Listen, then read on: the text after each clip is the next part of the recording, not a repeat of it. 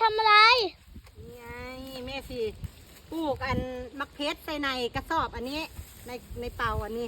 แม่สิเอาอันนี้ยัดใส่ทางพื้นซะก่อน เอายัดใส่เข้าไปทำไม เพื่อประหยัดดินปลูก เพราะว่าเราเอาใส่ในนี้เดี๋ยวเพิ่นกะสิย่อยสลาย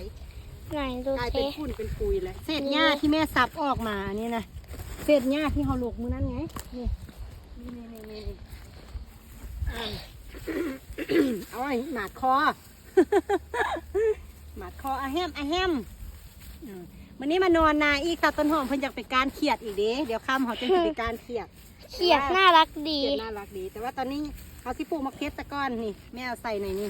ประหยัดดินปลูก เพราะว่าเห็นเพื่อนบอกว่าเคยไปเจอเขียดแล้วจับแล้วเอามาลูบหัวมาเล่นกับมัน ทีนี้เลยไปเจอตัวเล็กๆก็เลยถามแม่เลยอันนี้เขียดหรือเปล่า ดูแมวตกน้ำตัวน้องดูแมวตกทางน้ำดูเดี๋ยวจะตกทางน้ำดู โอ้เบิ่งซูมดู กินน้ำเด้อไปกินน้ำเด้อ น้ำเดี๋ยวนี้ก็บอกกิน ใส่แก้วให้มันไม่กิน อ่ะ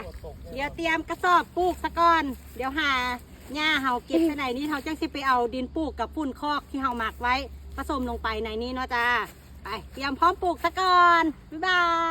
ย บ๊ายบาย